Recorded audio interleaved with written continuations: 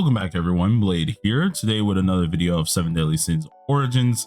And inside of today's video, guys, we're going to be going ahead and going over King as well as all his skills and everything he can do, mainly in the script of nature here. Now this is also going to have gameplay, we're going to have a couple things in the background.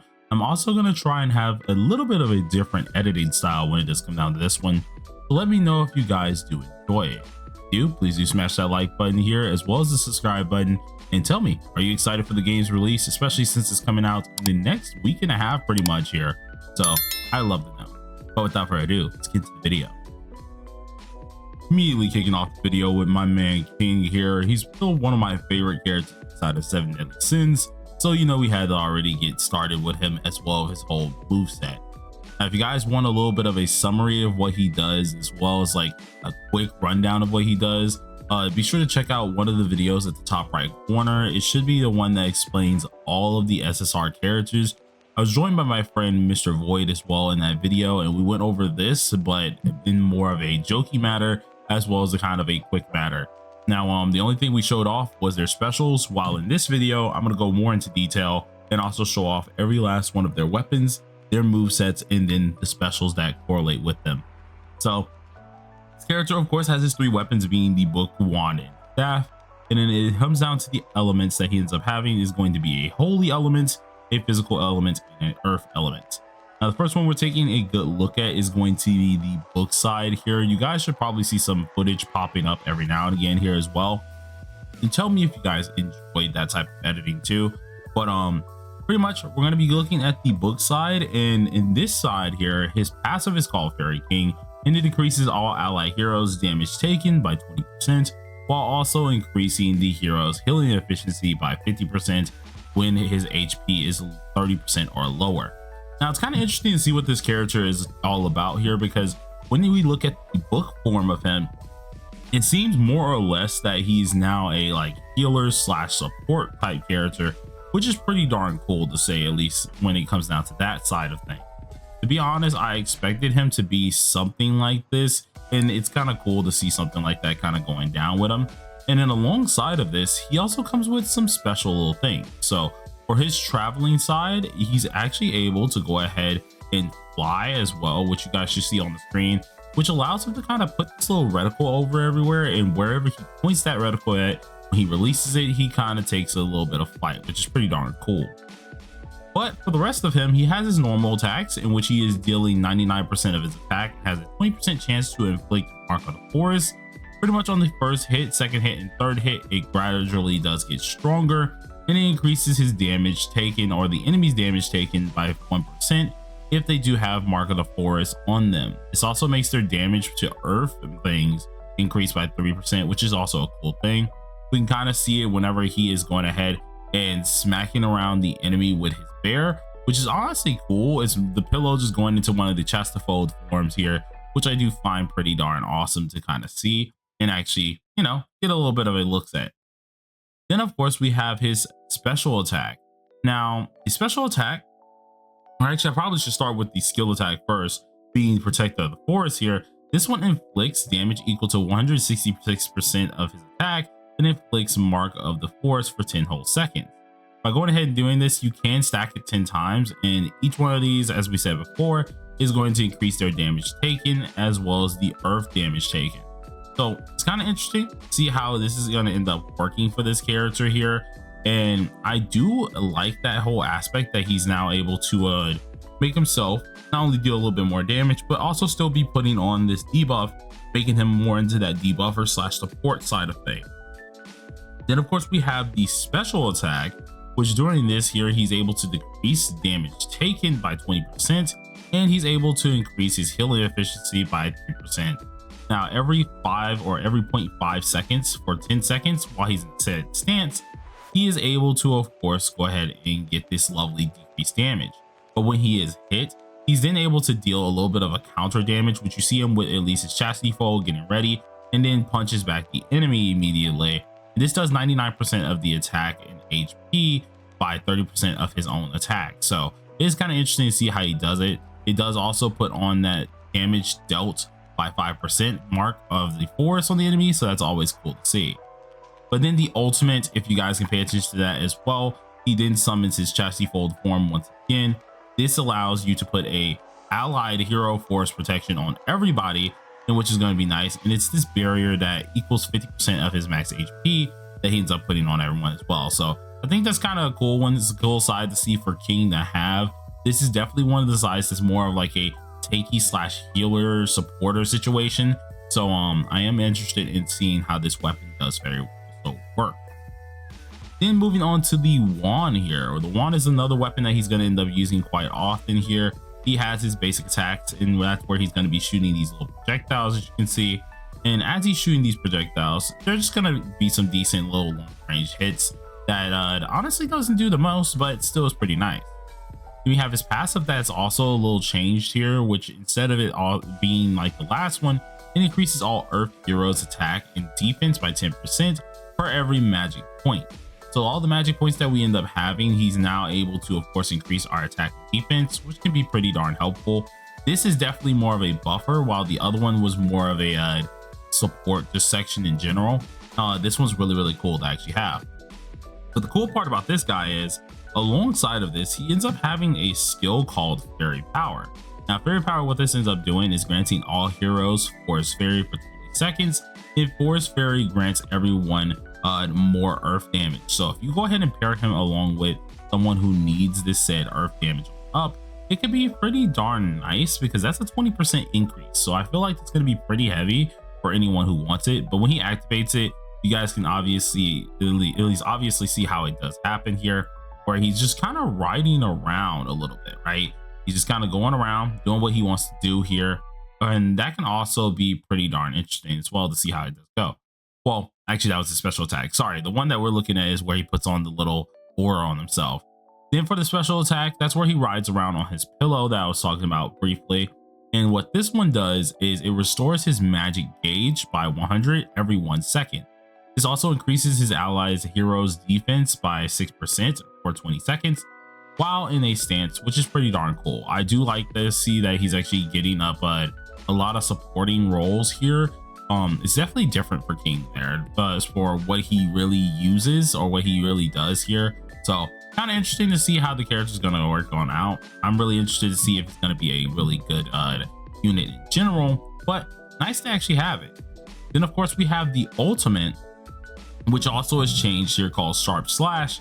And all this ends up doing is whenever he ends up proccing this or ends up using it here, he's going to pull up his lovely Thinking Spear, going to do a bunch of slashes, knocking up the enemy, and this always does a little bit of the decent damage while restoring the magic gauge. Pretty darn interesting, nothing too crazy, but still awesome. Then lastly, we have the staff. Now the staff for him, I feel like is just kind of normal. We kind of expected it to be something normal here, and this is just gonna have where he's going to obviously have a different passive, and this has a 20% chance to gain something called Bloom.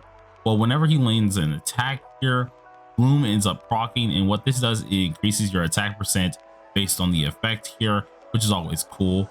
But whenever Bloom is at max stacks and it gets removed, he's then able to increase his attack percentage by 35% and then defense shatter by 10%, which is pretty darn cool.